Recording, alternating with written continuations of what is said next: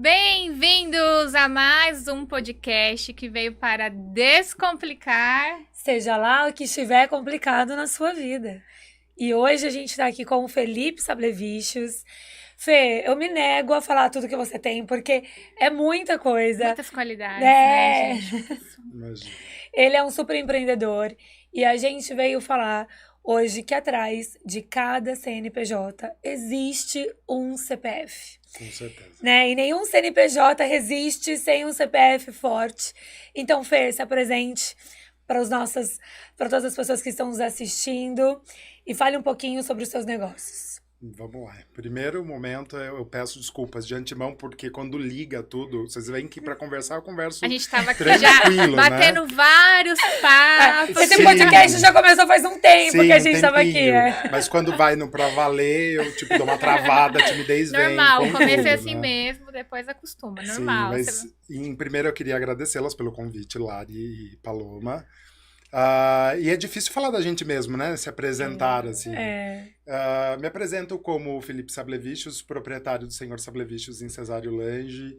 Tenho um espaço também em Boituva há 8 anos. Tenho um histórico enorme aí do universo da moda, da educação. Mas hoje a gente veio para falar, além dos negócios, falar do coração, acho que do sentimento do ser humano por trás de um CNPJ. Né? Exato. E eu acho que eu me defino dessa forma. Um ser humano por trás do CNPJ. Exatamente. Não números. Até porque a gente sabe que hoje o empreendedorismo, o empreendedor ele vive muito sozinho. Porque é uma coisa muito solitária, né? É um ato de coragem ser empreendedor hoje, né? E a gente assume muitos riscos, eu digo isso porque nós três somos aqui, a gente compartilha da mesma dor, a gente assume muitos riscos e é claro que a gente precisa estar forte para aguentar todas as coisas que o universo do empreendedorismo nos desafia aí diariamente. Sim. Né? E recentemente a gente te acompanha, né? Eu sou cliente do Fê, eu já fui lá no salão dele e falar A gente nisso pode também. falar que é um dos salões mais lindos de Cesário, né, Não, gente? Porque, assim, a gente passa... É. Uau, né? Uau, eu tô te devendo uma visita por Sim, isso, por né? favor, por favor. Vou deixar registrado favor. aqui que estou devendo uma visita. Por Mas favor. é lindo, só o que a gente vê, assim, ó, passando já é, né? Já é incrível. Já... Eu falei pro Fê, ele inaugurou faz 1 ano e meio, mais ou menos. A gente tá há 3 anos, mais ou menos, numa cidade próxima. E eu fui, né, ver o salão dele, eu falei, meu Deus, essa cidade merece um Não negócio enriquece a cidade? incrível. Dá uma impressão de que Dá. cidade rica, que cidade próspera, um enriquece negócio muito. bonito, né? Que a gente E é vê. muito bonito, e é logo na entrada, assim, da cidade, sabe?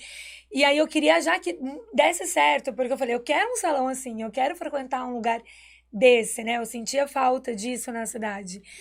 E aí, eu me deparei nas redes sociais, o Fê desabafando, porque ele estava passando por uma dificuldade que geralmente a gente, isso assim, todas as pessoas podem passar pelo burnout, tá? Mas existem perfis que têm uma predisposição a isso. Eu entendi isso a duras penas, eu tive síndrome do pânico, estresse pós-traumático, eu passei aí 2 anos em tratamento, foi muito difícil. Primeiro, quando eu tive diagnóstico para mim, eu me senti a pessoa mais fraca do mundo. Qual foi o seu diagnóstico, né? Eu fui assaltada 3 vezes num banco que eu trabalhava, eu fui pega como refém, inclusive eles foram extremamente agressivos, eles falaram para mim que eles iam voltar e eles voltavam 1 mês depois. Mas depois que eu fui, assim, eu passei 1 ano indo trabalhar, mesmo depois do assalto, mas eu desmaiava indo trabalhar, eu passava muito mal todos os dias da noite, passava mal todos os dias de manhã para ir trabalhar. Só que eu não achava que isso estava relacionado ao trabalho. Eu achava que era uma labirintite, que era enxaqueca, que era pressão de meta. Já era. Né? E aí, quando eu fui tratar, porque eu tava desmaiando para ir trabalhar, tava muito perigoso. Fui diagnosticada com isso e eu me senti a pessoa mais fraca do mundo. E eu não aceitei o tratamento, até eu chegar a uma fase de literalmente não sair do meu quarto, não sair da minha cama, de ter medo dos meus amigos, de ter medo de todo mundo. Sim. E aí eu entendi que eu tive que me tratar, comecei a tomar os remédios do tratamento e comecei a fazer terapia. Na terapia eu descobri que eu já tinha uma predisposição por tudo que eu passei com meu pai na minha infância, que teve uma questão de... É delicado, né, a gente falar isso numa rede assim, mas de tentativa de sequestro, eu tive que fugir para um outro estado, então eu não sei como é a fisionomia dele e eu tenho medo de uma pessoa que eu não conheço.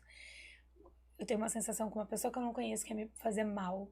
Então, quando esses assaltos aconteceram e eles falaram, eu vou voltar, vou te pegar, porque no primeiro assalto eles só assaltaram o meu caixa, mexeu lá atrás. E quando eu digo então eu já tinha uma predisposição. Quando eu descobri que eu já tinha uma predisposição, eu não me senti tão fraca assim. E eu me acolhi. E aí eu levei o tratamento a sério e hoje eu falo que dizem que isso não tem cura e eu me sinto 100% curada, assim. Eu tô curada, de verdade eu tô curada. E aí, quando a gente fala de burnout, que é tão sério quanto, eu sou uma especialista de pessoas, então eu posso falar de alguém que passou por isso, de alguém que passa por isso em casa também, mas falar que a gente tem predisposições. Geralmente, uma pessoa que tem um burnout, não necessariamente ela teve que passar alguma coisa dramática na vida ou na infância para despertar isso. Pode ser pessoas, talvez, que não se permitam errar, que não se permitam descansar. Também, mas sempre vem acompanhado de um histórico, né? Sim, sim. Com exceções de quando a pessoa tem distúrbio químico mesmo, sim, né? Sim. Mas o que eu aprendi levando muito para terapia também, que toda ação tem uma reação e se agrava quando as pessoas são dramáticas. Eu sou extremamente dramático, sensível. Que signo que você é? Aquariano. Louco, né? Lúcido, louco. E eu levava também esse conflito de tudo. Mas eu tenho esse medo, eu preciso da aprovação desde pequeno, né? Aprovação na escola, do pai, da mãe. Isso. E aí a gente traz nas nossas células, né? Na nossa identidade toda essa carga. Essa carga, né? Que vai nos trazer uma ação de uma reação de uma ação provocada, né? No meu caso sempre foi desde pequeno, sofrendo bullying em escola, ou separação de pai e mãe, né? Minha primeira negação foi a separação do meu pai e da minha mãe. Você tinha quantos anos? Eu tinha 3 anos. Oh, Deus. Né? E ainda foi numa situação super delicada, que também eu não vou expor aqui. Sim. Mas Você tem irmãos, Fê? Tenho 2 irmãos. E aí eu não entendia todos esses propósitos e eu queria fugir. Sim. Então, com 14 anos, eu estudava aqui em Tatuí, né? Residia em Cesário, estudava aqui em Tatuí, e eu resolvi, eu quero ir embora com o meu pai para São Paulo, porque eu quero me ver livre disso tudo. E não era ficar livre, era lidar com a situação que eu fui aprender aí, muito mais maduro. E eu levei os problemas, eu transicionei os problemas e agravei alguns deles com a companheira do meu pai até então, e não entendia. E aí eu comecei a me furar, mas não furar como que se chama? Pessoas que se mutilam, né? Esqueci o termo agora. São pessoas que tentam fugir da realidade e se mutilam, né? Tem um termo específico, mas eu também não recordo. Mas eu me furei, furei minha língua com 15 anos de idade. Aí eu tive 23 piercings e alargadores no rosto. Tinha Meu Deus, não parece nada de... Não. Sim, tem Teve a umas fase rebelde, assim, né? Super, mas eu não entendi o porquê. Era pra chamar a atenção de pai e mãe, né? E aí eu tinha um cabelão comprido, roxo, pesava 100 quilos a menos, pasme, mas pesava. E eu queria chocar de alguma forma para me defender. Sim. Então era reflexo de bullying, era reflexo de um monte de coisas que eu levei para terapia, hoje tá tudo ok. E resolvi, tanto que eu fui aprender, na verdade, né? Foi um trauma também da perda do meu avô, com 6 anos de idade, porque eu lembro que eu cheguei na casa dele, eu tava indo para uma viagem, me deu um dinheiro para andar de trenzinho, nunca mais voltou, falou que ia viajar e nunca mais voltou. E meu pai fez o erro de não deixar com que a gente fosse pro velório dele. Entendi. Então, meu avô sumiu. Eu fui pra terapia com 26 anos de idade fazer cognição para despedir do meu avô. Né? Então, foi tudo somando. Né? Imagina, com um adulto de 26 anos de idade, coeso, não sabe que perdeu o avô, não aceita, mas o inconsciente da gente é meio fabuloso. Né? Sim. E aí eu fui trazendo essa carga, resolvendo em terapia, até que eu cheguei em moda de toda a minha trajetória, né? Que eu estava conversando com vocês e passei desde publicidade. 17 anos eu fui morar sozinho na Teodoro Sampaio com Oscar Freire, ali em São Paulo, Pra quem nunca saiu do interior ou não entende, é muita muvuca, Hospital das Clínicas. É um baque, aí seu pai te tira de casa, ó, tipo, vai viver. É como sair da bolha, né? Sair da bolha, de eu, tipo, olhar pra janela... Só que sem muita psicologia. Nada. Né? Meu pai era assim, meu pai era brechtiniano total. Meu pai, se é um copo e acabou. Não dramatiza, não tem ondas, não tem design. É um copo, bebe água e fica quieto. Meu pai era assim. E aí eu fui com 17 anos morar sozinho, numa loucura, fazendo propaganda em marketing. E eu não tinha amigo nenhum ali ainda, porque meu núcleo era separado dali, do colégio, né? Eu tava distante desses amigos. E aí eu chegava, sentava na janela à noite, na época eu acendia um cigarro, e olhava e começava a chorar, porque eu via uma família jantando, sabe? Pai, filho, mãe, eu não entendia, tipo, por que eu não tenho uma família? Dor, né? Aí começou.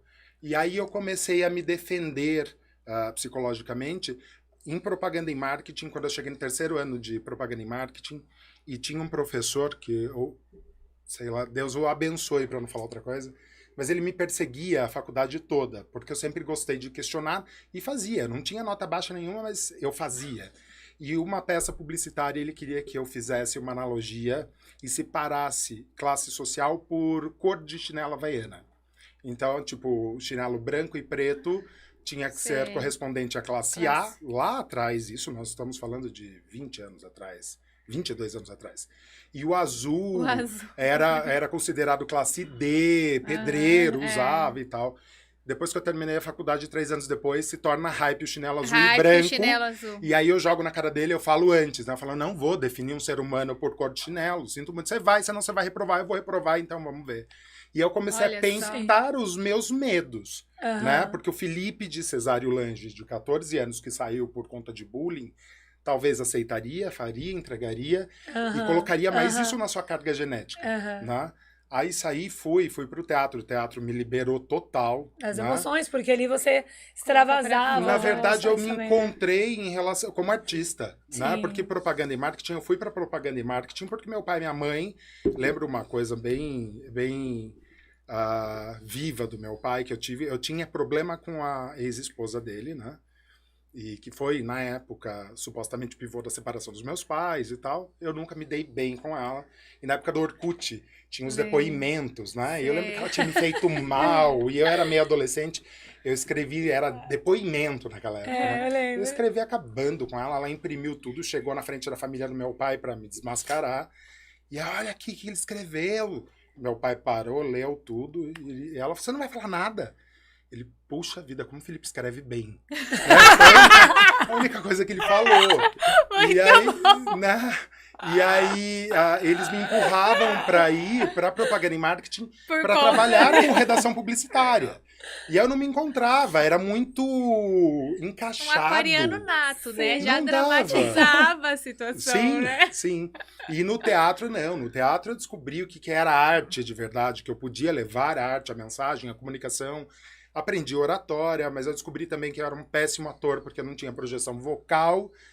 E numa das aulas de avaliações, eu tinha uma professora incrível, na época era a Casa dos Artistas, lembra? Protagonista de novela. E eu fazia com o Newton Travesso, que foi um dos diretores da Casa dos Artistas. E essa professora dava aula pra gente e fazia a Casa dos Artistas. E aí tinha um boom de avaliações. E essa senhora, dona Silvia, ela chegou na sala. Ela falou, vou traçar alguns perfis de vocês. E ela chega em mim, ela chega pra todo mundo. E eu não tinha nem relacionamento na época, né? Eram 19, 20 anos, aí eu não tinha nem relacionamento. E ela chega, fala pra todo mundo, uma menina sai chorando da sala, porque ela deu um perfil da menina. Chegou em mim, ela falou, olha, você é ótimo. Você tem uma expressão corporal incrível, você tem uma expressão facial incrível, mas sua energia gay em cena é muito forte. Isso não pode existir. Eu, tipo, tô a sala inteira olhando pra mim.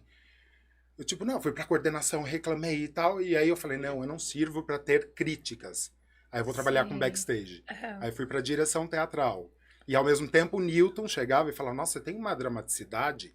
Porque eu fazia uma cena que eu chorava muito, eu parava em um segundo, eu tava sorrindo muito. Talvez fosse nos dias de hoje, ela teria enxergado de uma outra forma, talvez, né? Ou talvez eu tivesse enxergado de outra forma. Sim, porque, olha só, o que ele disse foi muito interessante.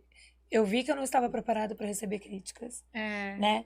Porque aí tem um sabotador fortíssimo nele, né? Ele precisa ser perfeito. Por onde ele... Já fazendo uma análise, pode, Fê? Você me autoriza? Deve. Já fazendo uma análise aqui, tá? Você... Não é que a gente se esconde, a gente se protege, né? Então, você se protege através de todo o seu conhecimento. Você quer ser uma autoridade naquilo que você faz. Você precisa ser muito bom. Porque aí, a gente tem várias maneiras de querer amor, tá? E de se proteger das faltas que nos fizeram. E aí, esses são os nossos sabotadores. Os nossos sabotadores, eles se desenvolvem dos nossos 5 meses na barriga da nossa mãe até os nossos 5, 7 anos de idade. Eu descobri na psicanálise isso. E aí, é muito engraçado que, por exemplo, com o abandono que eu sofri, qual o sabotador que nasceu em mim? Eu não suporto mais nenhuma rejeição, então eu vou ser legal pra todo mundo. E aí eu tenho o meu sabotador do prestativo, e muitas vezes eu me coloco numa situação ruim. Pra mim, o limite foi o ano passado que eu pus a minha família. Aí eu falei, não, Paloma, agora não. Você vai ter que colocar esse sabotador no chinelo. Só quando a gente já tem consciência, ele já reduz 50%. Mas aí a gente tem que fazer algumas ações para controlar, porque a gente no automático, a gente se sabota. Pra gente não sabotar, a gente tem que sair do automático e ir pro intencional e estrategista. Sabe? Então, a gente tem que ir pro intencional estratégico, na verdade. Acho que inconscientemente eu acabei fazendo isso. Não, sim. Né? Quando eu admiti, tipo, não é pra mim, eu vou buscar uma coisa a mais. Exatamente, mas quando você foi criando consciência, né? Então você fala assim, eu não vou saber lidar com isso aqui. Então não é aqui que vai me caber, porque vai me ferir o tempo todo. Eu vou para um outro lugar. Mas essa necessidade, e talvez a linguagem que você hoje use para ser amado, não dando direito de ninguém falar de você, porque você faz um excelente trabalho, você é uma autoridade no que você faz. Mais ou menos, pá. Mais ou menos. Eu fui pegando gavetas, na época do teatro, eu trabalhava muito com Stanislavski. E ele puxa gavetas emotivas e sensoriais para te transformar. Sim. E ao mesmo tempo eu tive a escola de Brecht com essa professora e meu pai era brechtiniano. Então eu aprendi muito com tapa e eu nunca fui uma pessoa... Minha mãe é filha de lituanos, né? Pertencia à Rússia, é um país extremamente frio. E essa avó era enfermeira. Era enfermeira da Cruz Vermelha, gagueja. Imagina ser enfermeira da Cruz Vermelha. Boca. Já tô... Gente, coloca... Não, já tô, tipo, titubeando, porque justamente Senhor Sablevichus vem para enaltecer e para homenagear essa minha avó. Tem uma história incrível, né? Meu avô era Sablevichus, era Sablevichene, né? Que lá se muda o sufixo. E eles foram tão importantes na minha vida e eu não os conheci, né? E minha avó era enfermeira... Maternos. Ela era enfermeira da Cruz Vermelha. Ela vem para cá, meu avô vem na frente para cá, né? Era engenheiro civil. Ele vem primeiro para São Paulo, depois ele vai para onde é um resort hoje, em Cesário. Era uma fazenda de cafés. E ele se torna engenheiro ali. E minha avó vem 5 anos depois para cá, para o Brasil, de navio. E aprende a falar português, tudo em Cesário Lange. Então, tudo que ela aprendeu... Você tem uma história muito sim, inclusive onde é... Sim, eu amo Cesário Lange, tanto que eu rodei o mundo todo, eu voltei pra cá. Tem um dos irmãos mais velhos também, hoje ele tá em Nova York, tá trabalhando, morando lá. E um dos sonhos de todos os filhos é voltar para Cesário. Né? Porque, olha, essa história é forte e essa história é materna, né? E aí, a história paterna dele também é super forte com o Cesário. Muito. Né? O meu avô, ele foi um dos principais prefeitos. Meu tio-avô foi o primeiro prefeito de Cesário, o Teté, né, Vasconcelos. O meu avô, Benedito de Camargo Barros, foi o segundo prefeito, um dos mais importantes, que trouxe desde pavimentação, luz, enfim, investiu em Cesário.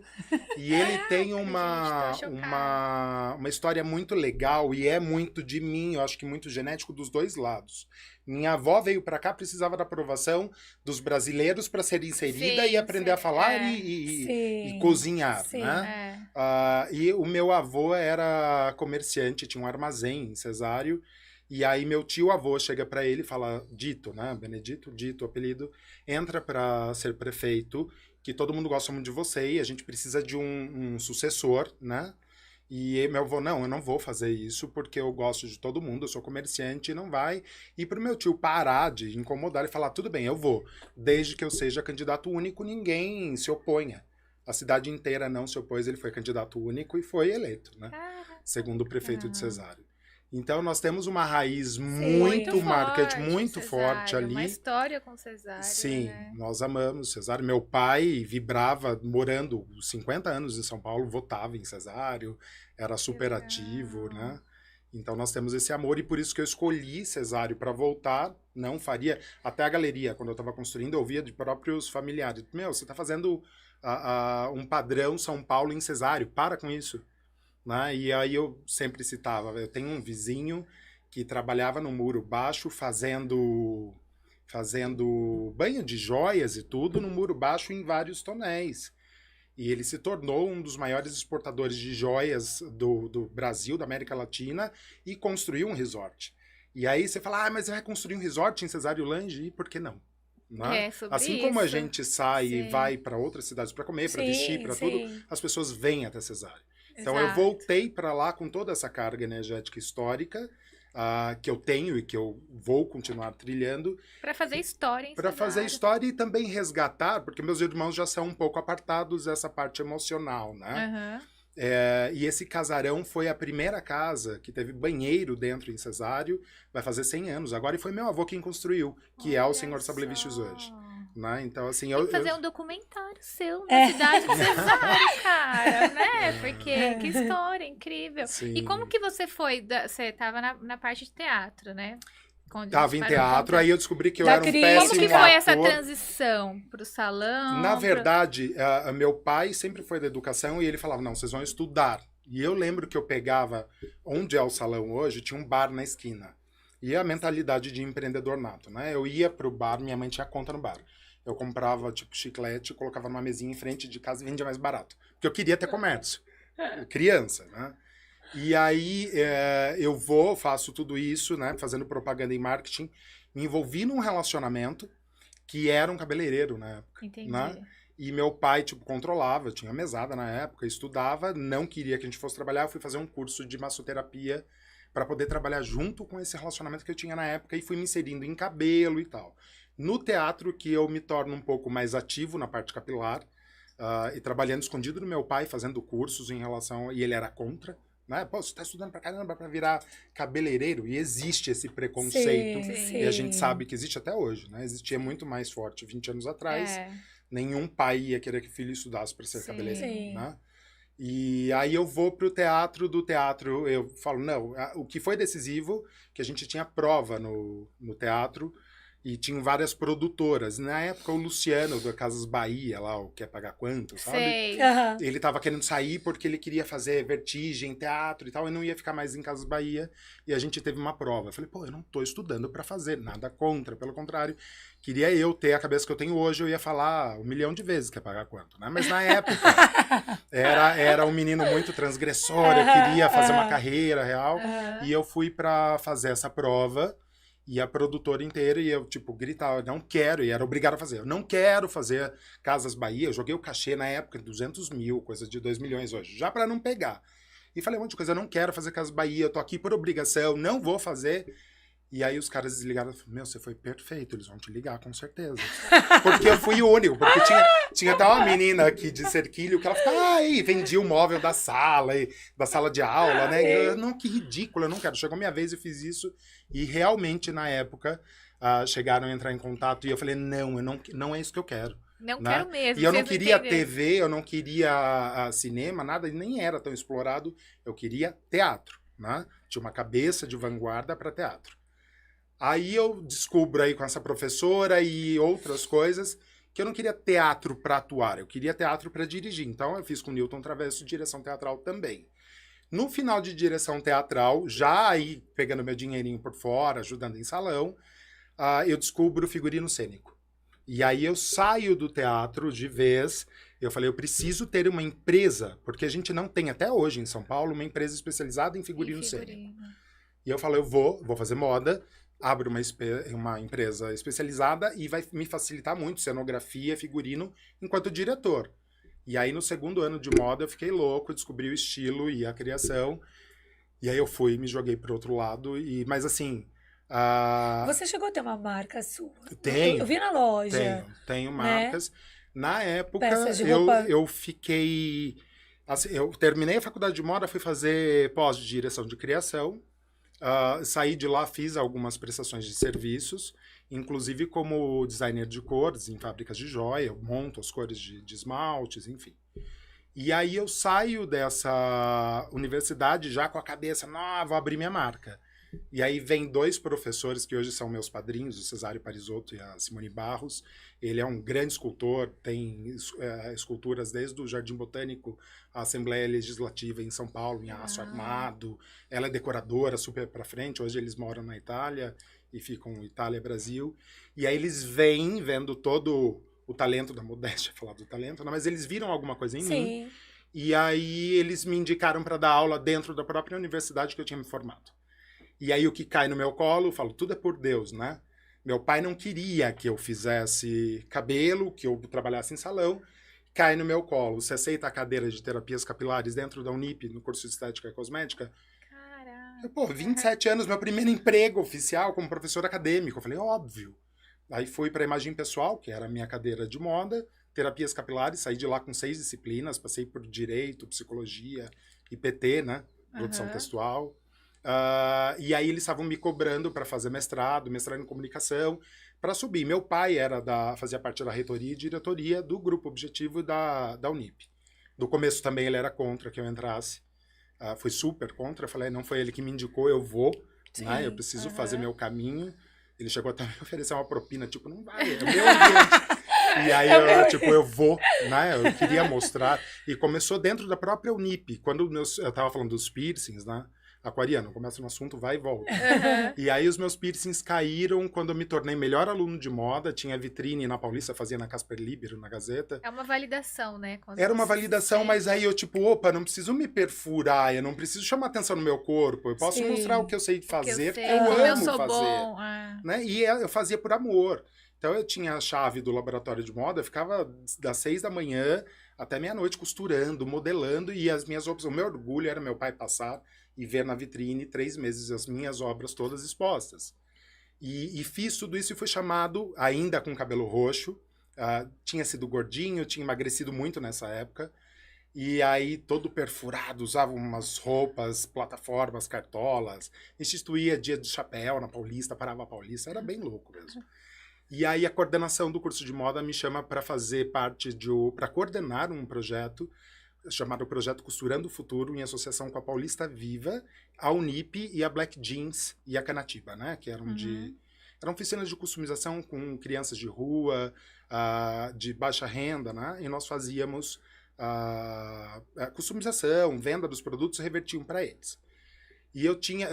esse projeto me marcou muito. Eu tinha uma aluna na sala de aula, na primeira apresentação, né, direta que a gente fez, ele se apresentando, e aí ela fala, meu nome, eu não vou falar o nome dela, eu sou padrinho, inclusive, do filho dela hoje, mas ela falou, meu nome é tal, eu tô aqui para mudar minha vida, fui estuprada pelo meu pai, e ele foi preso, e aí ele saiu da cadeia, ele voltou a me estuprar, e eu quero mudar minha vida, eu quero ser estilista, por isso, oi.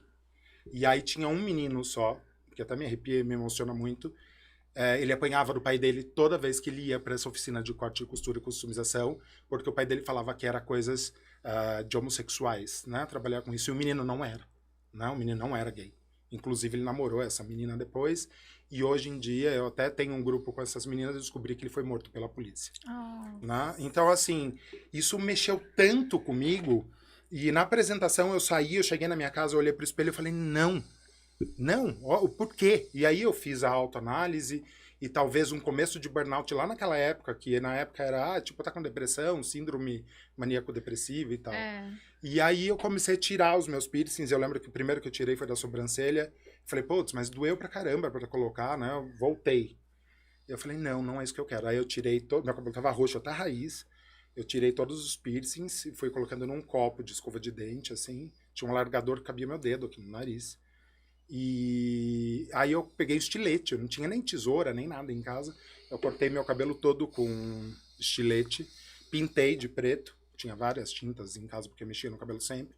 Pintei meu cabelo de preto, e aí meu irmão, a gente morava em 3, depois ali perto da Oscar Freire, e eu não tinha roupa branca. Eu percebia. Tudo bem que minha cor predileta até hoje é o preto, eu amo, de paixão. Mas eu não tinha roupa branca. E eu tinha uma reunião com o presidente da Paulista Viva e assistente social no outro dia. E aí eu cortei tudo, meu irmão já levou um choque. O que é isso? Eu falei, eu preciso de uma calça jeans clara, uma camiseta, nem que seja uma polo, um blazerzinho e um all-star. E aí eu peguei e coloquei. Até hoje eu lembro que eu tava, tipo, bem mais magro, com uma outra aparência.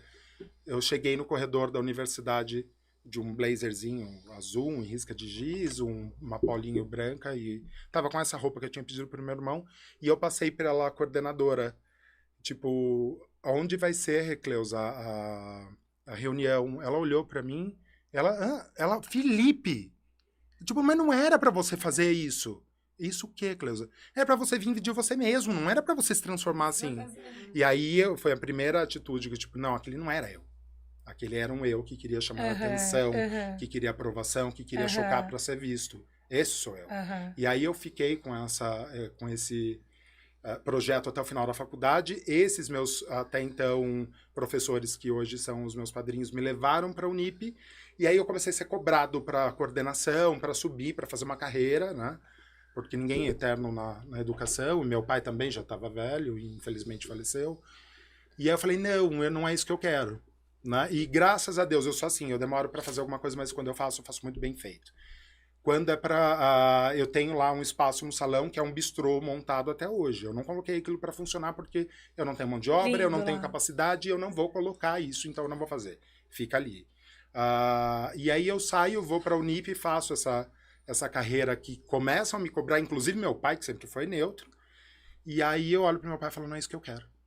Eu não quero formar alunos que estão atrás de um diploma, de um papel, e eu não quero, e isso eu já cheguei até aqui, eu sei que a hora que eu quiser voltar para a Unip, as portas estão abertas, minhas cadeiras estão lá me esperando, mas não é isso que eu quero. E aí eu peço demissão e vou para Buenos Aires para fazer curso de sapataria.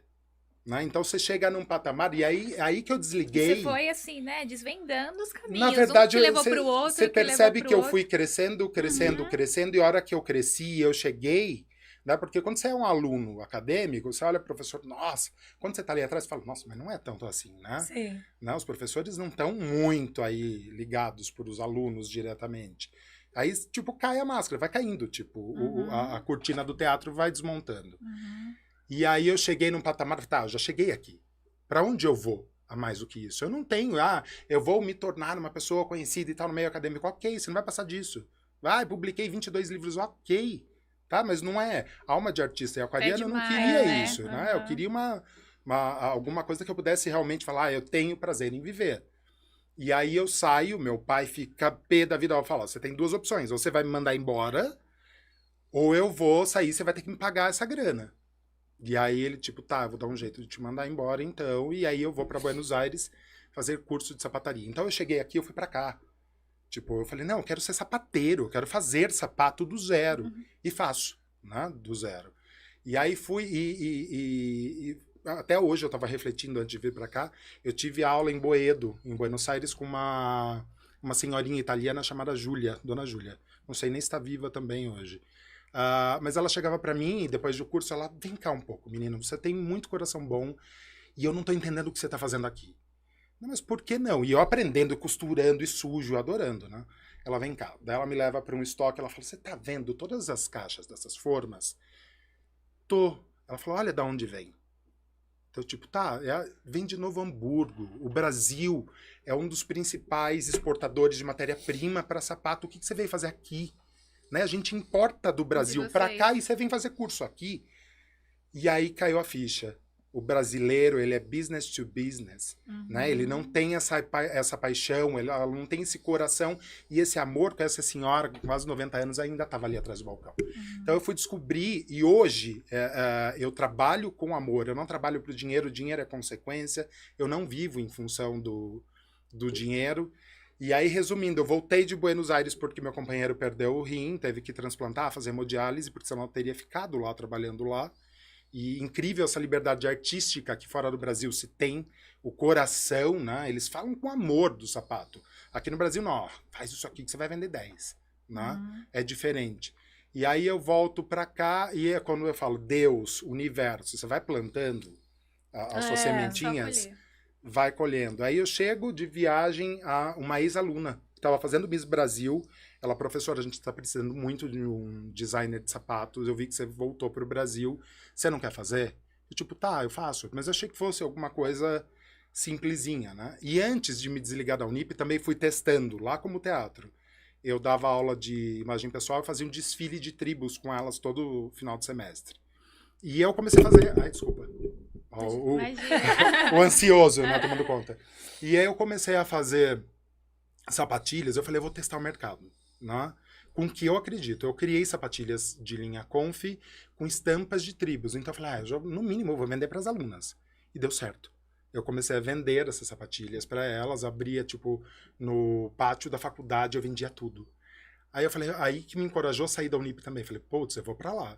E aí eu saí da época que eu voltei, eu tinha um resquício de R$1.200 na época. Eu falei, viu, eu vou fazer alguma coisa. O pai da minha melhor amiga, seu pai tem que investir uns 200 mil em você para isso dar certo.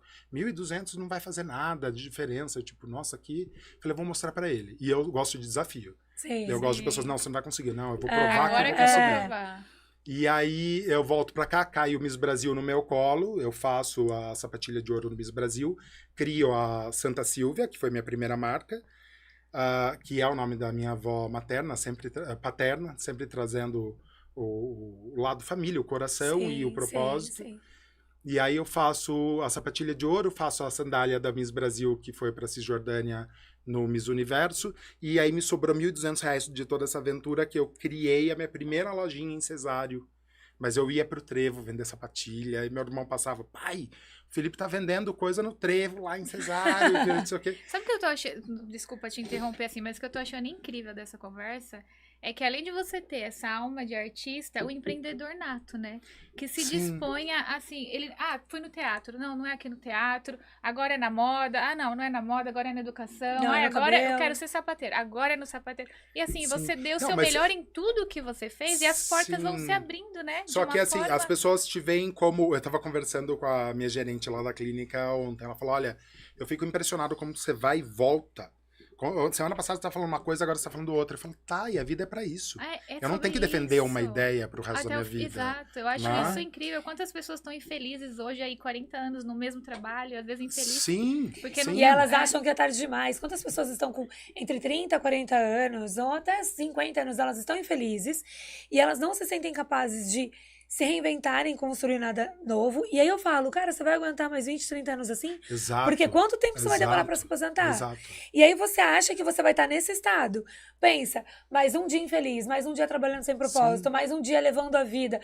Como você vai ser como mãe, como esposa, como uma pessoa dentro de casa, como uma amiga... Ou seja, uma pessoa social, infeliz vai engordar 100 quilos. E você vai irradiar isso pra tudo. Eu não sei se o casamento se sustenta, eu não sei...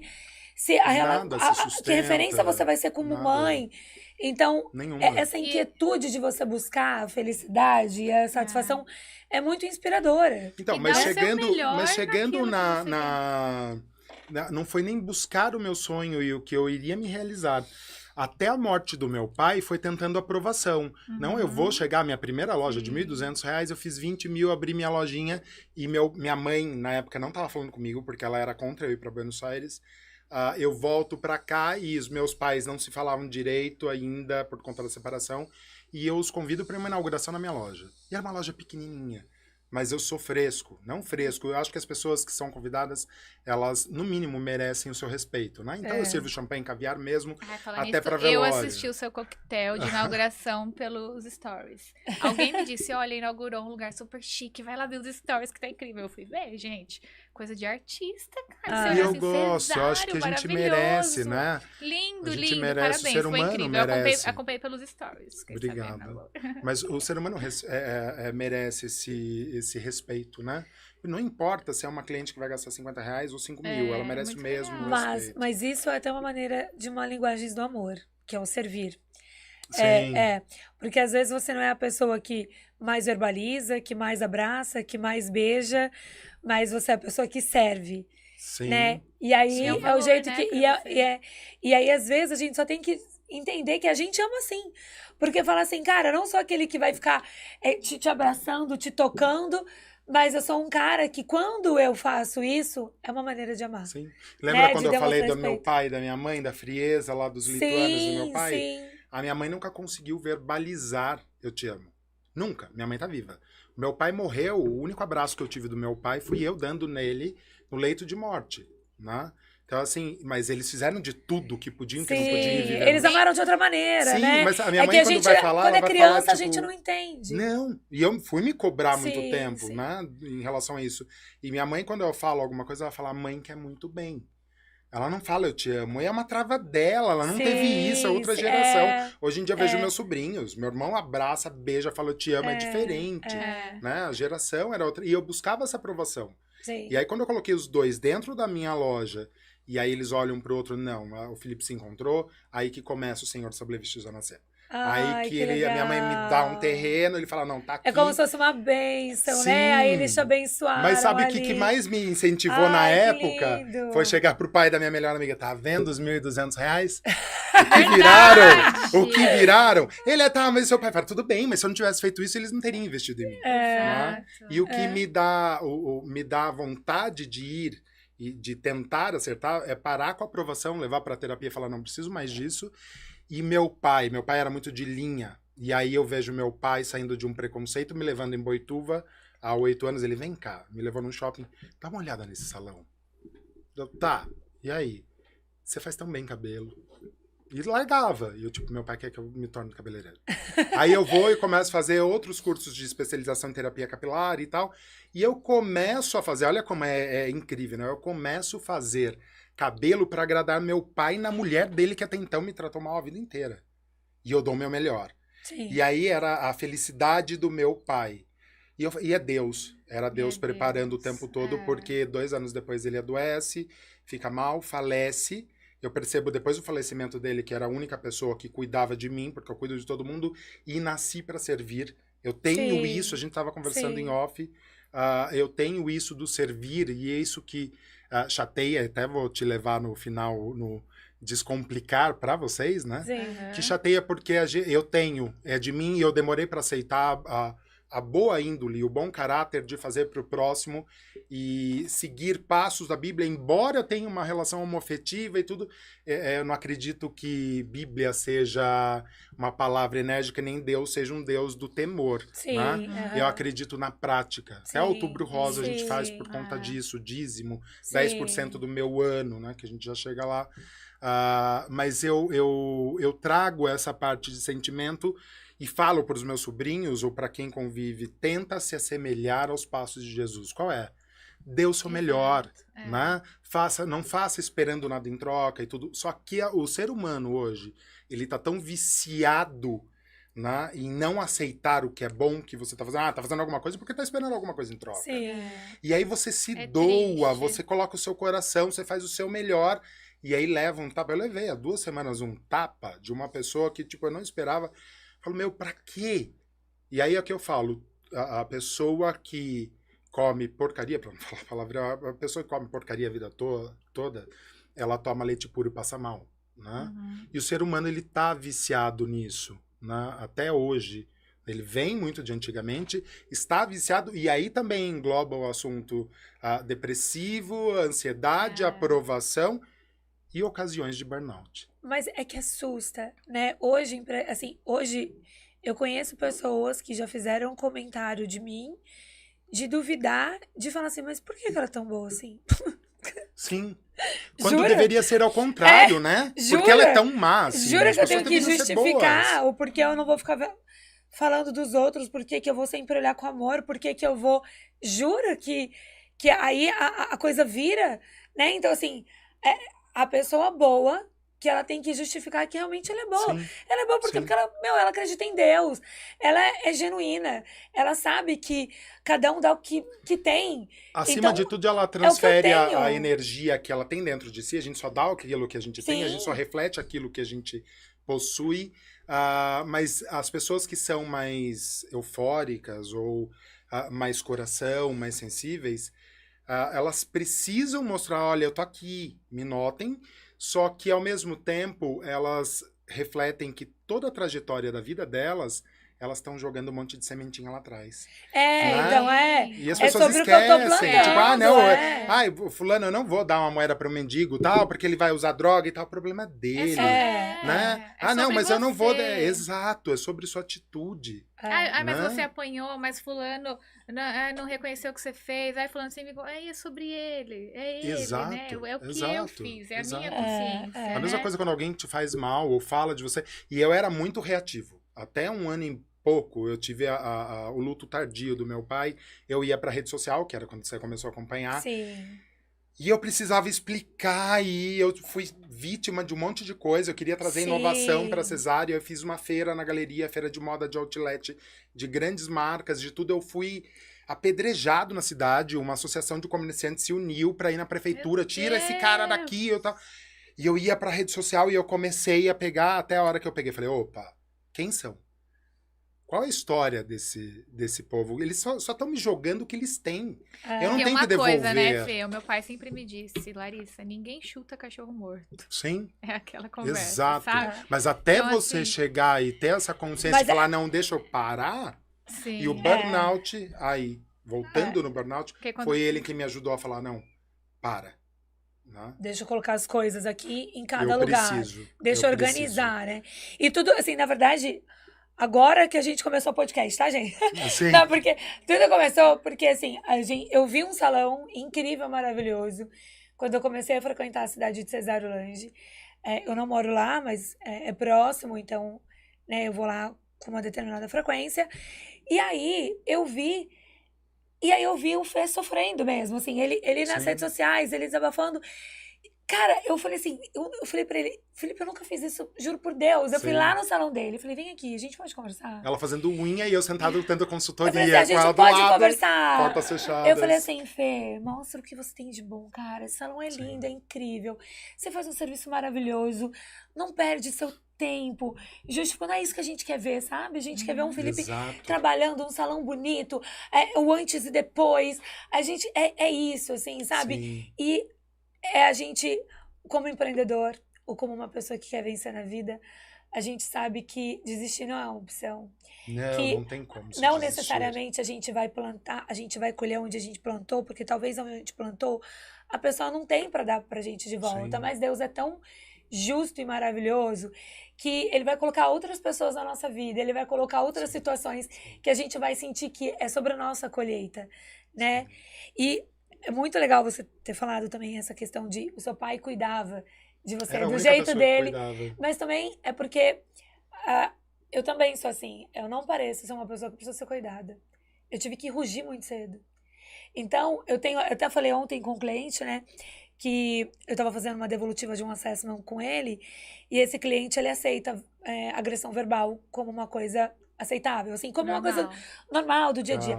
Inclusive, pra ele, quem se chateia com a agressão verbal dele, ele acha que é uma pessoa com muito mimimi e ele não tem saco, porque ele gosta de ser muito prático, objetivo e às vezes ter essa liberdade de ser mais incisivo e tal.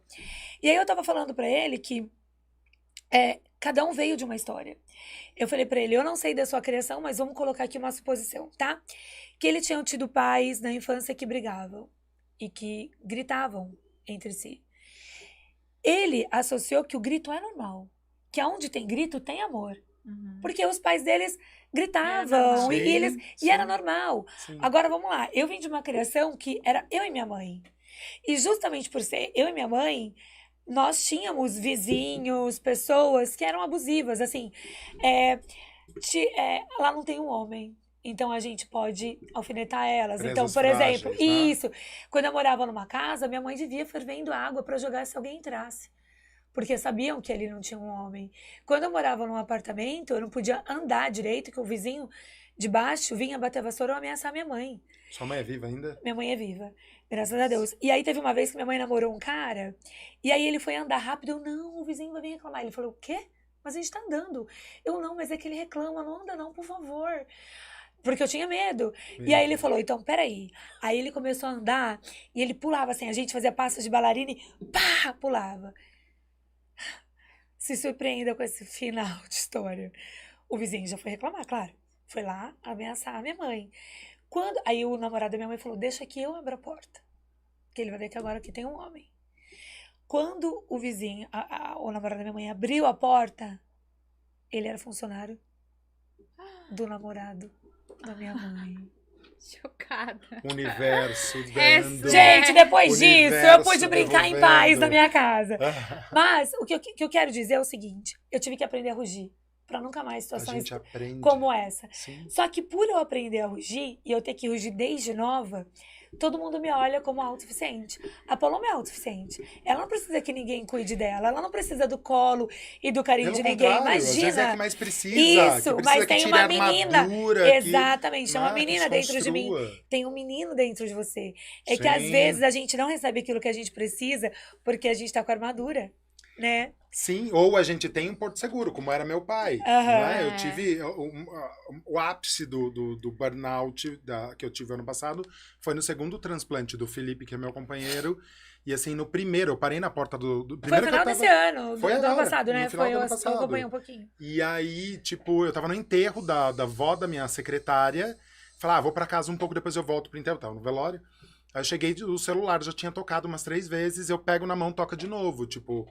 Alô, tipo, é do hospital, tem um transplante, vocês precisam estar em 1 hora aqui no hospital. Eu, tipo, Felipe, é do hospital. Ele, eu paralisei. Ele falou tudo, ele arrumou tudo. Nós demoramos 9 horas para chegar. Pegamos trânsito, acidente, tudo que podia acontecer, aconteceu. E aí, quando eu deixo ele na porta do hospital, acontece como da primeira vez. Eu começo a chorar muito, porque eu sou de agir. Sim, Na morte do meu pai, no 4º dia, eu tava com um pedreiro trabalhando 1 ano depois que eu fui sentir. E aí, na primeira vez, eu pego e deixo ele ali e ligo pro meu pai, chorando, mal. Meu pai me acalma, ok. E dessa segunda vez? Meu pai não tá mais Pra aqui. quem que eu ligo? Né? E aí, eu tive uma crise. E aí, aconteceram outras coisas mais. Ele transplantou, foi ok. Mas o dia que eu fui pra buscá-lo, tudo no carro, fui pra minha sogra, nem dormimos de felicidade pra voltar. E aí, ele vai fazer os exames, a gente espera a consulta à tarde, tudo no carro, ele volta chorando. Eu vou ter que ser internado de urgência e fazer uma cirurgia amanhã de novo. E eu volto sozinho, porque eu tinha um casamento de uma das minhas melhores amigas 4 dias depois. E eu não podia, tipo, simplesmente cancelar, né? E a gente ia ser padrinho, enfim, tudo aconteceu. E hoje eu falo, que beleza que isso tudo tenha acontecido. Sim. Que ótimo que você tenha tido essa história na sua Sim, infância. eu também acho. Porque te traz um aprendizado. Sim. E é aquela coisa, é a máxima que pode ser clichê. Deus faz tudo perfeitamente em coesão. Sim, né? sim. Então, até o burnout hoje, lógico, quando a gente tá dentro do burnout, a gente fala, eu quero sumir, eu quero morrer, eu não quero sair da cama, eu não quero nada. Mas quando isso passa... Porque passa. Tudo passa. Né? E é um versículo que eu falei pra estático. Pá ontem, né? Que a gente tava falando sobre um assunto assim também.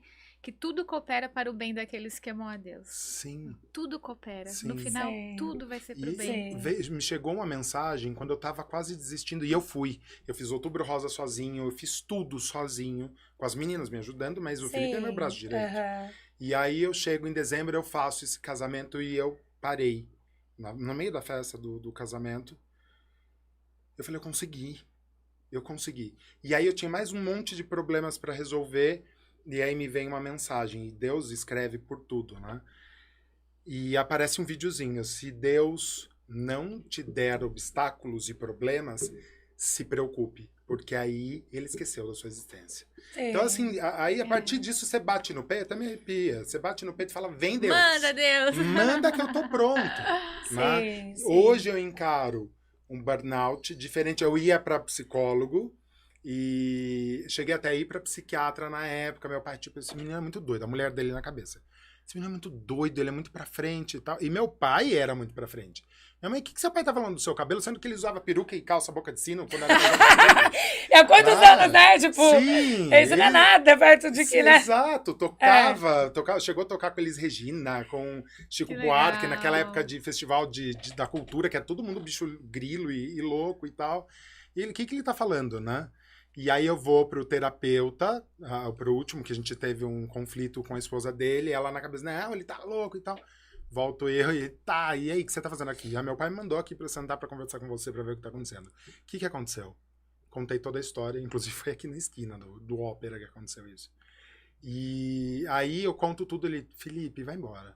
Me liga quando você estiver bêbado, tomando um chopp, pra eu tomar um chopp com você. Você já resolveu tudo que tinha que resolver comigo. Uma ação, reação, chama seu pai. Eu quero falar com seu pai. Liga pro meu pai. O que o médico falou? quer ver você. Ele, puta que... Desculpa. Ele, vou pro médico pra ver o que tá acontecendo. O Felipe realmente tá pirado. E aí meu pai sai com diagnóstico de depressão, carregado de remédios.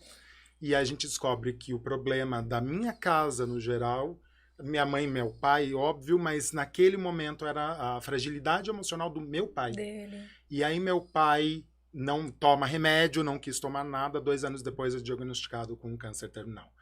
E aí se ele trata essa depressão lá atrás, se ele reage lá atrás, tanto que teve um episódio já na fase final dele, que ele aceita tomar remédios para a depressão, e o meu pai chega dando tapa nas costas, e aí, tudo bem, o que você comeu hoje e tal. Tipo, não é meu pai. Não então era o meu assim. pai, né? Mas deveria ter se tratado lá atrás. Sim.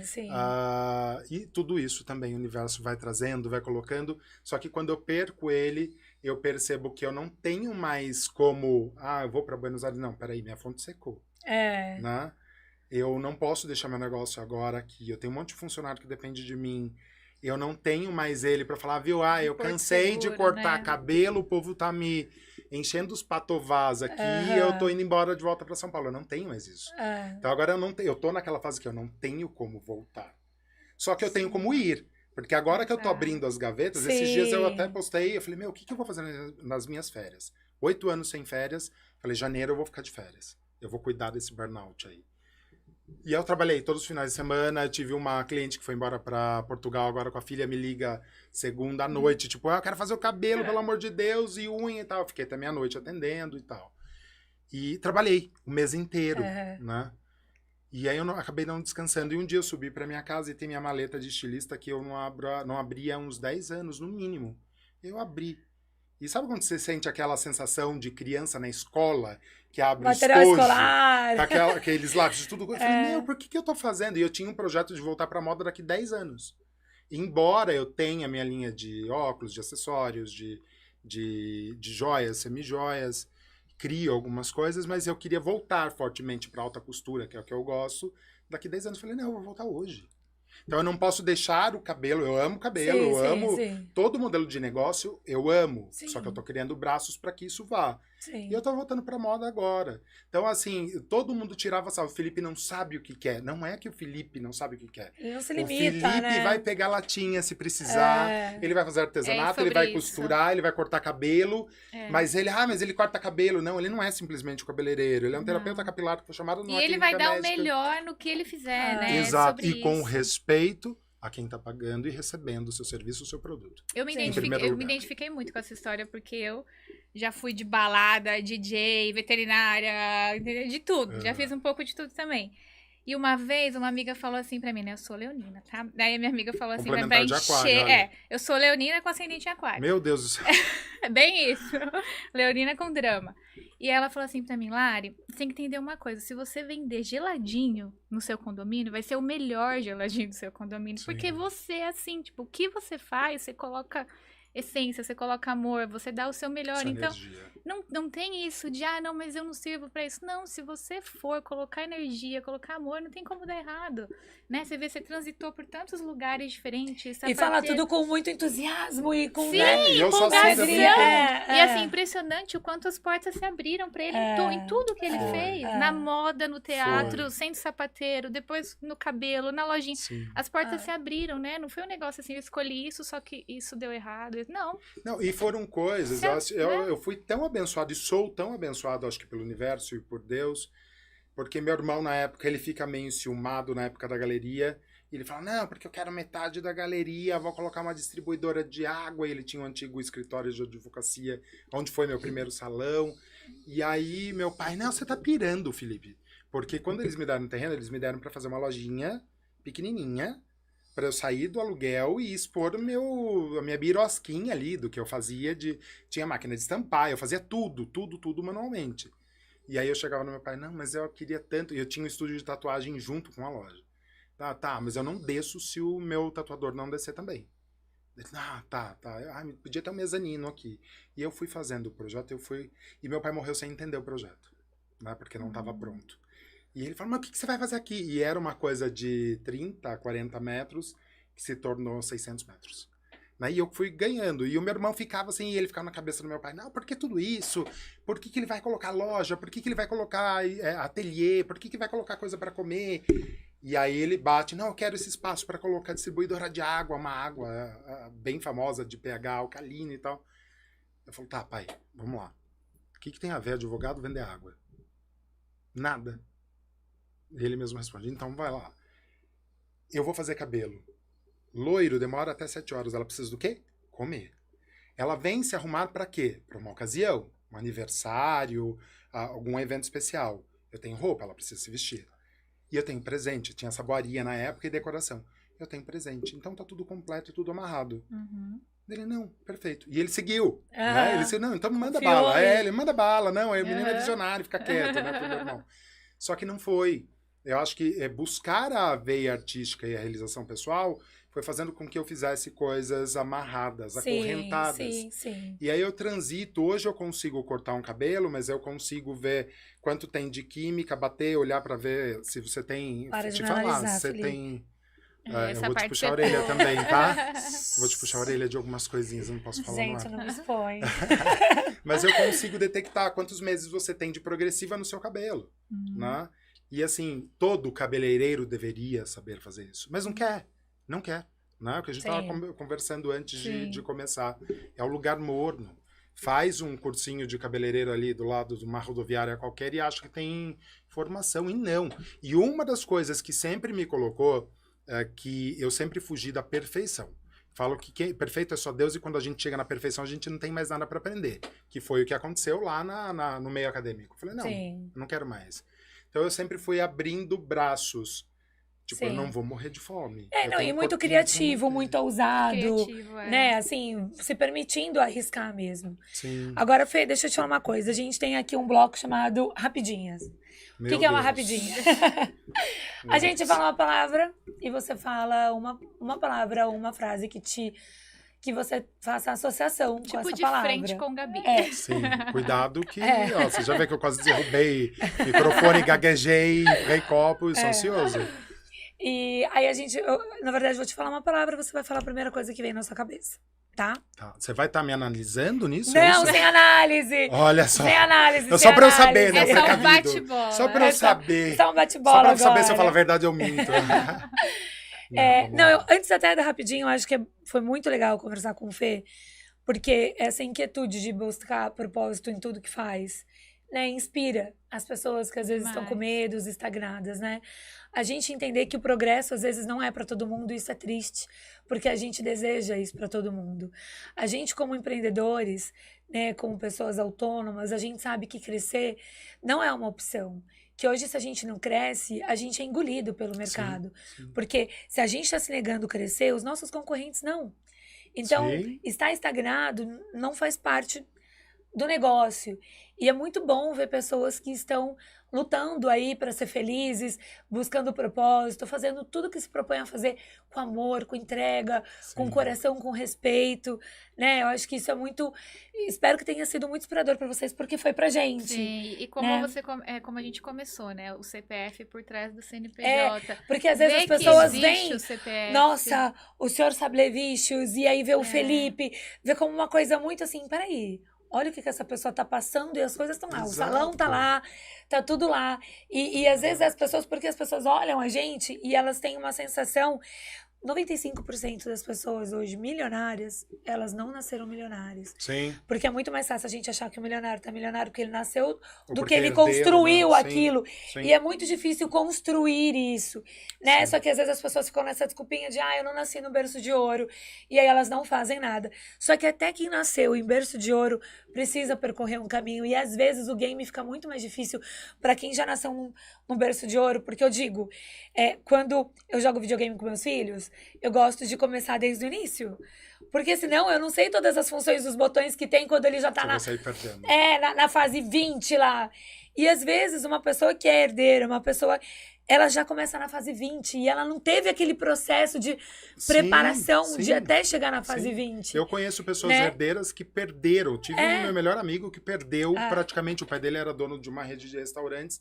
Ele herdou isso, ele não soube lutar e hoje ele tá trabalhando como Uber. Isso, mas porque é muito complicado. É muito difícil. E ao mesmo tempo você vem com a bagagem, como no meu caso, muita gente fala, e eu respondi à altura e bati de frente, não, porque ele fez tudo isso porque ele foi herdeiro. Herdeiro do quê? Vamos lá. Né? E eu costumo falar, tudo bem, o Felipe fez um monte de coisa, mas quando eu tinha 16 anos, e isso é muito importante, eu sofria bullying, eu tava acima do peso já. Enquanto todo mundo ia beijar na boca e ir pra baladinha, eu tava enfurnado em livro, eu tava lendo muito, eu precisava me movimentar de alguma forma, né? Então eu ia em busca do conhecimento. E trazendo essa parte de hoje, falar, ele herdou alguma coisa e por isso ele construiu.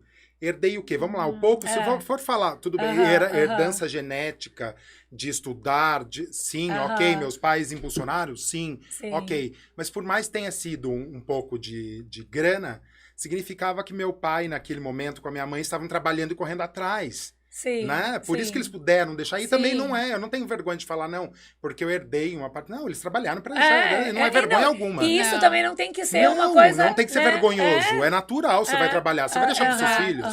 Só que hoje. Tô trabalhando pra isso, inclusive. Exato, né? E ainda mais pai e mãe, né? Eu vejo pela minha cachorra, se eu morrer amanhã, sei lá, que ela vai. Imagina um filho, né? E assim, hoje eu me coloco, depois que eu perdi meu pai, eu multipliquei 10 vezes o que ele me deixou. Olha então, só. assim, tudo bem, tava lá. Meu pai, ao invés de estar falando mal da vida dos outros, estava trabalhando, me deu condições para estudar e eu soube usar. Sim. Mas tem muita gente que não tem essa base, herda trilhões e coloca o castelo abaixo. É o que eu falei. E aí eu acho que a gente não tem que olhar a vida do outro e julgar. A gente tem que fazer a nossa. Sim. E sem desculpinha de, não, mas porque... Não. Constrói a tua, porque você não pode falar que a vida dele foi mais fácil que a tua, porque você não calçou os sapatos dele, cada dor não é sua dor, cada um dói cada um a sabe a sua. dor e a delícia de ser quem é. Sim. Né? Então eu acho que é sobre não dar desculpas. Exato. E nunca esquecer que a gente traz, falando aí do tema do CPF por trás do CNPJ, pensar também que ninguém faz verão sozinho. Né? E que também por trás de um funcionário tem um CPF. Né? E a gente não cresce. Se a gente não tiver uma boa equipe, uma sinergia, uma congruência em ambiente de trabalho, a gente não cresce. Fit cultural, os valores bem claros do teu negócio. Exato. E no começo, quando eu abri, eu ficava, né, eu quero fazer isso. Hoje, né, conversando com Deus, assim, eu entendo. Eu precisei enxugar para eu ir pro lugar correto. Para expandir. Né? Então, a gente nunca pode esquecer que a gente sozinho não faz nada. Não, com certeza. Vamos de rapidinho, então? Tá. Dinheiro. Eu acho maravilhoso, essencial, compra muitos momentos maravilhosos, faz felicidade sim, e que venha cada vez mais. Amém. Família. Na base de tudo abaixo de Deus. Fé. A fé literalmente move montanhas, né? Em tudo, não só a fé religiosa. Eu falo, a religião ela é o ato de se religar inclusive com você mesmo. Sim. Eu falava muito para os meus alunos, qual é o significado? Vamos entender. Principalmente em sala de aula, com vários alunos e com uma múltipla questão religiosa, né? E você via que sempre o mais escoladinho ali da Umbanda tirava sarro da crente, sempre assim. E aí eu fazia uma abordagem que eu não queria nenhuma diferenciação. Deus, para mim, é uníssono e único. E aí eu fazia só uma analogia. Deus, tire as consoantes, o que sobra? Né? Sobre o eu. Então, assim, a fé, acima de tudo, lógico que Deus, Criador, mas em você mesmo também. E nas pessoas, não vamos perder a esperança de ter fé nas pessoas. Eu também acho. Amor. Amor é complicado, amor é chato, eu acho. Eu acho chato. Depende do amor, né? Assim, também é uma coisa que eu falava, porque, professora, eu falei te amo pro meu namorado ontem, faz 2 dias que eu tô com ele. Tá, amor é tranquilo. É chato quando ele é meloso, mas eu posso amar. Eu amei esse copo. Eu amo a Deus, eu amo essa televisão. Ele é relativo. Depende do amor. Eu acho que o amor mais puro, eu acho que é do Criador, mas também de uma mãe com filho. O pai também ama, mas a mãe com o filho... É uma coisa surreal. Eu acho que amor pra mim seria mãe. Sucesso. Que venha também.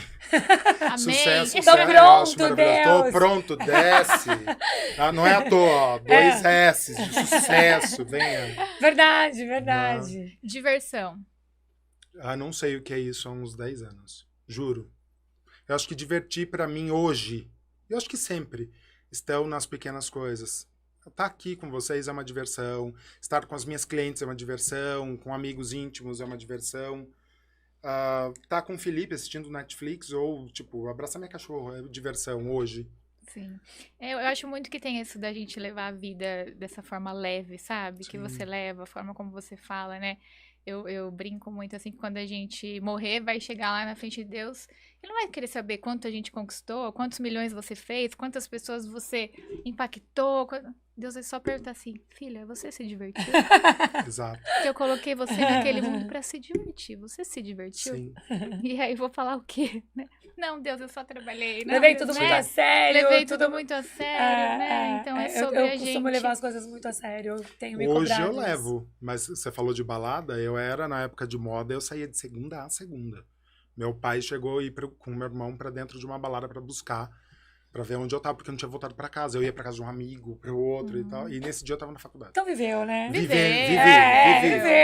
Vivi não, muito. e assim, hoje, claro, a gente tá numa outra fase, né? Então a diversão Não, é como você passou, falou. não tem nem pique Pra mais. mim, diversão Netflix, eu amo Netflix, né? Eu também. É a minha diversão principal hoje. É a minha.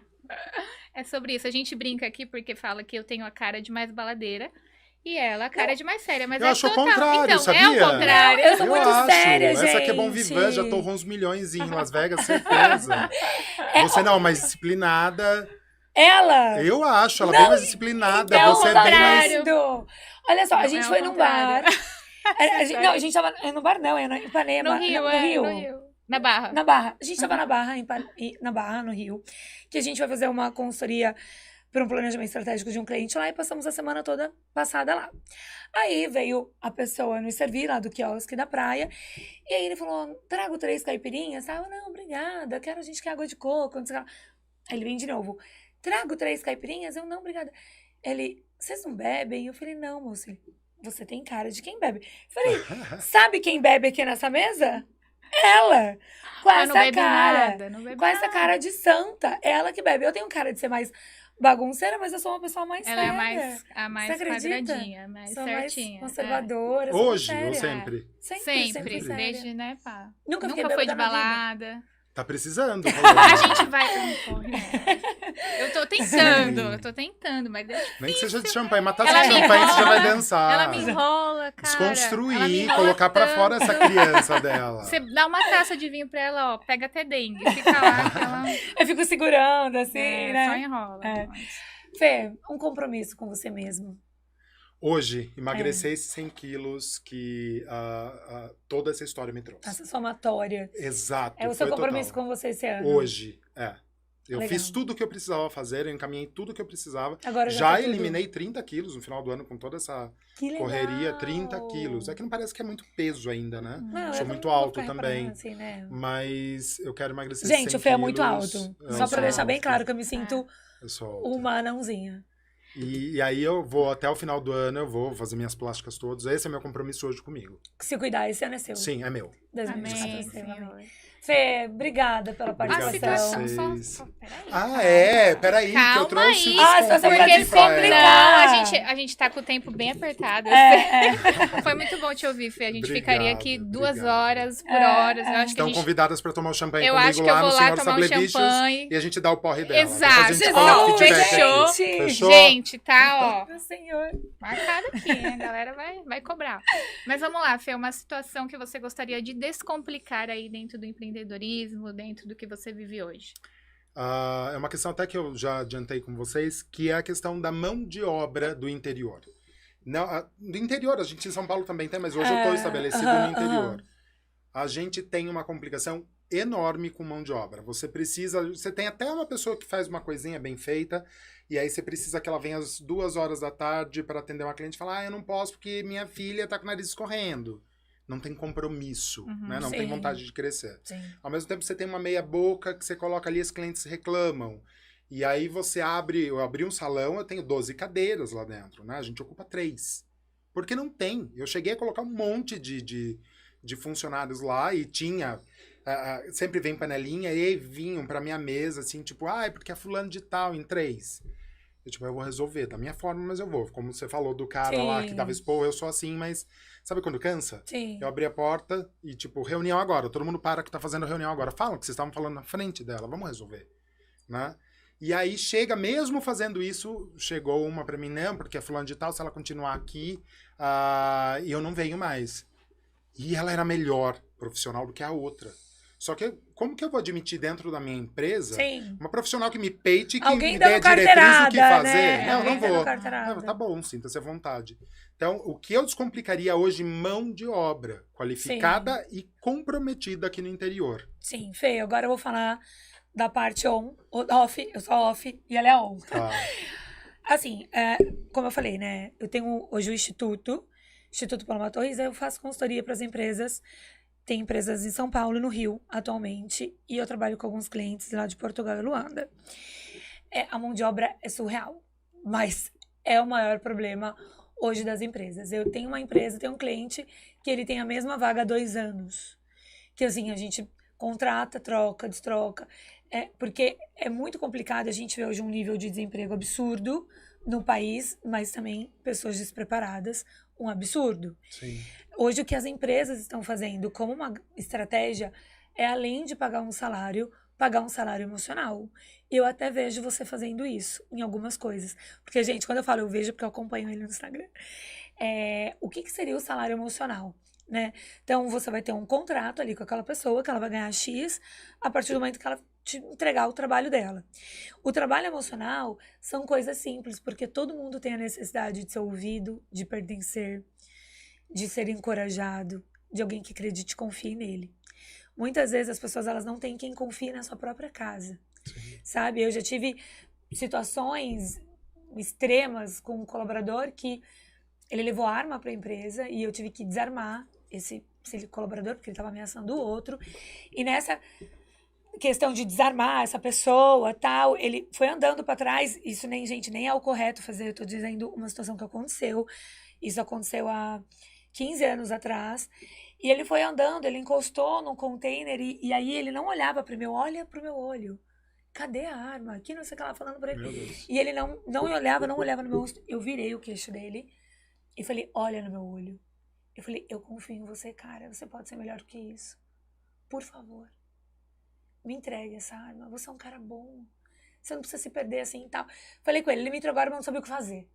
Tava pipocando a mão ali. Bagagem, né? De assim, tudo. Imagina. E aí, depois disso, nessa época eu trabalhava numa empresa de obras.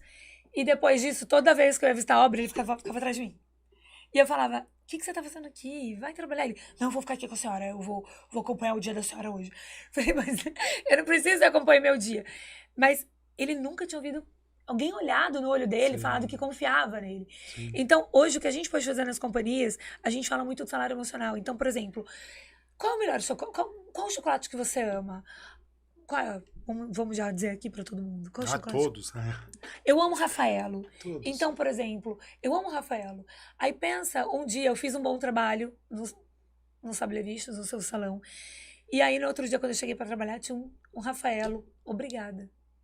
Isso, são coisas você simples, pensou né, em mim. Não tudo. foi qualquer chocolate. Você pensou em mim. Foi o qual que eu gosto. Você teve cuidado. Boa, e eu me senti reconhecida, sabe?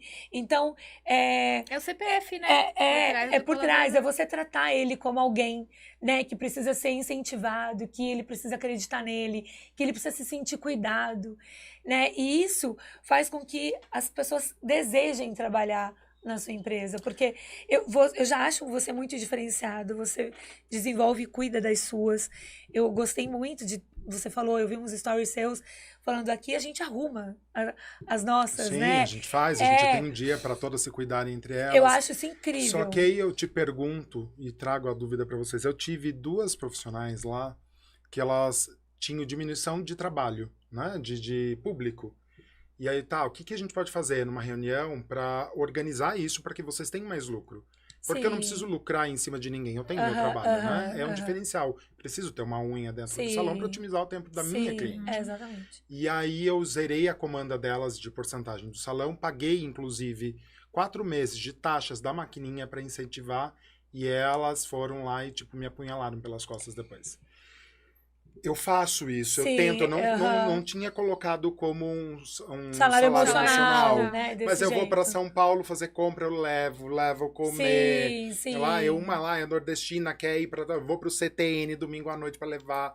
Só que eu nunca tinha pensado no verticalizar. Sim, né? sim. E como atrair isso também para a empresa. E aí, eu tô te dizendo isso no on, né? No off, desculpa. Porque, exatamente, é você pagar o salário emocional e às vezes são coisas até mais simples e mais baratas, mas mais significativas. Isso, personalizadas e tal. E é claro, você tem um fit cultural muito, muito estabelecido. Todo mundo que entra lá, entender qual é a missão, visão e valores, entender qual a proposta única de valor do Sor Sablevichos, né? O que a pessoa vai encontrar só lá, além da beleza, que já é um mega diferencial, mas isso tá claro. E aí eu falo isso no off. E no on... trazer realmente isso que você tá dizendo tudo de missão, valores da empresa pro on, de uma forma que você vai criar autoridade e tornar a tua empresa desejável. Porque né? Quantas empresas a gente vê hoje... Fala, cara, como eu queria trabalhar naquele lugar, né? Então, usar tudo isso que a Pá falou, o salário emocional, o que você acabou porque de falar elas são da proposta única de valor, porque elas são suas clientes internas, né? Querendo ou não, hoje a gente acha que ser empresário é muito chique. Ser empresário não é tão chique assim. Eu voltaria atrás, eu teria ficado dando aula lá. Não é tão chique assim, porque a gente tem um cliente externo, que é esse que a gente precisa aparecer nas mídias, e a gente tem um cliente interno, que a gente precisa ser desejado pelos nossos colaboradores. As pessoas precisam ter encanto. E o estar nas mídias hoje, ele traz essa conexão com esse outro cliente, né? Com os dois públicos, entendeu? Porque você se torna desejável, mas abordando né? o quê? Abordando em relação à equipe? Missão, valores, propósito da empresa, colocar tudo isso para jogo, proposta única de valor, né? E às vezes, assim, não necessariamente mostrar no feed, né? O feed ser coisas mais de resultado, de salão e tal. Mas trazer para os stories do dia a dia delas, né? E, por exemplo, o chocolate e pedir essa coisa de marcar. Histórias, da gente, né? Histórias, porque criar você uma conta... noção de pertença, né? Venha pra cá. Criar uma noção de pertencimento, ela não pertence uma nem comunidade. dentro da casa dela. Isso. Entendeu? As pessoas hoje, elas estão muito carentes. Então, tem muitas pessoas que quando eu fiquei com a síndrome do pânico, eu fui trabalhar 1 ano passando mal no extremo de chegar a desmaiar, porque eu era fiel ao meu gerente geral e eu não queria faltar para ele não prejudicar ele na meta. Eu fui me tratar quando mudou o meu gerente, mudou o gerente geral, aí eu falei, agora eu posso ir lá ver essa minha, que eu achava que era labirintite. Olha que absurdo. Por quê? Porque eu tinha um compromisso emocional com ele, de bater a meta, mas para ele, porque ele era um bom gerente. Então, assim, as pessoas, elas se apegam a gente também, né, como líder, como empresa, de se sentirem. Então, eu iria usando a estratégia do salário emocional, e depois, fora daqui, a gente pode conversar também, mas eu espero que a gente tenha te ajudado. Com certeza, né? Você cria lealdade, né, com as pessoas, vai funilando e criando. Eu sou muito assim, né? Quando a minha secretária, quando ela entrou, ela caiu, era a minha cliente, ela caiu no meu colo por um problema externo muito terrível que eu falei, tipo, ela nunca mais vai passar por isso na vida dela. E todas as clientes pediam a cabeça dela, a Nicole. Ela é chata, ela é emburrada, ela não fala direito com as pessoas, ela não sorri. Eu, tipo, mas ela é leal, ela é fiel, ela me defende. E eu vou moldá-la. E a gente vai desenvolver, as pessoas se desenvolvem. Sim, as pessoas se desenvolvem. E ela tá comigo, eu acho que foi uma das poucas que sobrou, que eu não renovei. E a gente não desenvolve caráter. Sim. A gente desenvolve as competências. E a personalidade você molda, mas não o caráter. O caráter não. E uma coisa, fiz tudo isso, apliquei esse salário emocional, faço toda essa metodologia para elas ficarem. Não foi, passou a perna. Não é sobre você. Tchau, né? vai embora. Graças Hoje a Deus. eu tô aprendendo o que é o significado até de demitir clientes. Eu nunca passei isso é muito isso bom. na minha cabeça. Hoje em dia tem aquela cliente que só reclama que nada tá bom. Livramento, tipo, não cara. tenho mais horário. Beijo e tchau. Né? Não vale a pena. Isso é uma coisa muito legal que ele falou, gente. A gente tem que aprender a demitir sim, os nossos clientes. Né? A gente tem que entender que não são todas as pessoas que a gente vai estar disposto a atender. Até porque o nosso cliente, eu digo assim, os meus clientes, eu crio uma relação de 1 ano. Todos os meus clientes viram amigos depois, eles visitam minha casa, eu vou na casa deles, os nossos filhos viram amigos, a patifaria depois. Mas assim, a gente tem que entender com quem a gente está se relacionando. Sim. No dia, vou até te agradecer e pedir desculpa, porque quando você arrumou a Luísa para ir pro balé, no final de dezembro, eu deixei ela lá, e eu saí correndo e eu nem falei nada, porque eu tinha recebido a ligação que minha avó tinha horas. E eu tinha que correr para São Paulo para ver minha avó. E era no dia do balé dela, que era muito importante para ela. E foi muito difícil. Então eu deixei ela lá para se arrumar e de lá eu tive que correr para São Paulo. E aí nem falei nada, porque quando eu vi ela lá, meu olho começou a encher de lágrimas, eu não queria. Eu vi que você estava emocionada. Eu não queria que ela visse, aí eu saí correndo e tal. Mas peraí, por que eu tô contando isso? Vai muito você queria além do que só arrumar de alguma um coisa. cabelo, né? Eu acho que talvez ser, você... Tinha uma conexão. Contar. Tinha uma conexão. E a gente tava falando de colaboradores. E é que você deixou ela lá pra ser sobre arrumada. demitir, isso. E uma semana antes, a minha avó já tava numa situação muito delicada, eu tava no hospital, e o médico não passou, e eu precisava conversar com ele. E eu liguei para um cliente meu e falei assim, olha, o médico ainda não passou, ele tá atrasado, ele teve uma intercorrência, eu vou atrasar 15, 20 minutinhos, tudo bem? Ele falou, 15 minutos tudo bem, 20 minutos não precisa nem vir. O que você acha? Que eu demito esse cliente? É com essa pessoa que eu vou querer trabalhar e fazer negócio? Bem, eu deixaria ele sentado ali, tipo, 5 horas e não atenderia mais. Não, é sobre a gente entender que a gente precisa escolher os nossos clientes. Porque eu jamais faria isso com ninguém, em nenhum momento da vida. Em qualquer situação. E não precisamos nos prostituir também. Exatamente, é sobre a gente não se prostituir, é sobre a gente entender quem a gente quer certas, parceiro, com quem a gente quer trabalhar e desenvolver um trabalho. Então, gente, fica aqui a dica. Avaliem e demitem clientes. Sim, se for preciso, né? Isso é preciso sempre. Sempre. Muito obrigada pela sua participação. Obrigado vocês, meninas. Olha, desculpem mais uma vez pela euforia. E eu sou assim. Imagina. Eu começo tímido, tipo, carrinho, Chevette álcool. 78 começa vai de subidão e não para porque você não perde o raciocínio, sabe? Vai que vai. Mas foi muito bom conversar com você. Vários insights. Obrigado. Nossa, inspirou tanto a gente aqui hoje, né, Pá? E eu espero que tenha inspirado a todo mundo que tem nos assistido. Que você tenha muito, muito, muito sucesso nos Sablevistas. Deixa seu arroba, seu arroba pro pessoal arroba Sableviscios, ninguém sabe escrever, né? Sablevicious é o meu pessoal. E Senhor Sableviscios, como se fala, é o do salão. Se você é de Cesário, vale a pena visitar o salão. Ou da região, né? Aqui Porangaba, Boituva. Até nós estamos chegando até em Campinas, Sorocaba. Quantos salões bons em Sorocaba a gente está atendendo? Incrível. Sorocaba. E os imigrantes, né, de São Paulo da pandemia. Também, graças a Deus, a gente conseguiu conquistar essa fatia do mercado. Obrigada, viu, Fê? Obrigado vocês. Foi um prazer. E eu espero a ida de Paloma pro champanhe. Tá? Senhor. Pode deixar, tá gravado, né? Agora não tem como voltar atrás, Paloma. A gente vai dar o primeiro porre na Paloma. Senhor, a gente filma tudo, faz uns stories, fica tranquilo. E não, ainda querem me expor, cara. Não basta dar não pode querer me expor. Com certeza, você está na rede social, bem. Você é uma influenciadora, você tem que ser vista. E o público gosta. Hoje eu falei pra ela que eu queria ver ela no BBB, que eu ia estar aqui de DM. Gente, aqui, ela ia dar na cara da Vanessa Camargo. Ela não ia. Ela ia. Eu falei isso pra ela. Trouxa, larga o dado do Labela. Ela ia dar nele. Ela ia dar nela. Ela ia brigar com todo mundo. Não, o Rodriguinho, eu ia estar aqui de DM dela, sofrendo, entendeu? Mas eu ia passar os panos pra ela. Sofrendo, fica tranquila. Você ia estar milionária no terceiro dia, só com o que ela ia causar ali dentro. Ela e não ia dormir também, né? Sim, só carregando. Não, ela querendo me usar. Ela vai fazer um vídeo de A gente chegou, eu acho. entrei no carro pra vir pra cá. Ela, você tem que ir pro BBB. Não, se você arrumar várias brigas lá, brigas. É assim que você me vê. Ela, meu, você não ia deixar as injustiças lá acontecer. Imagina. Você. Nossa. Não ia. Ela ia chorar em cima da Rose e ia resolver. Hashtag Paloma no BBB, gente. Coloca aí nos comentários. E também, sem contar que ela já ajuda bastante. Você não acha ela parecida com a Adriana Esteves? Verdade, ela verdade. é muito. Você Ela é muito super global já. Só falta aí. Só falta aí. Verdade, né? verdade. É isso, gente. Gente, até obrigada. o próximo. Um beijo, obrigada. Beijo, Tchau, obrigado, tchau. gente. Obrigado.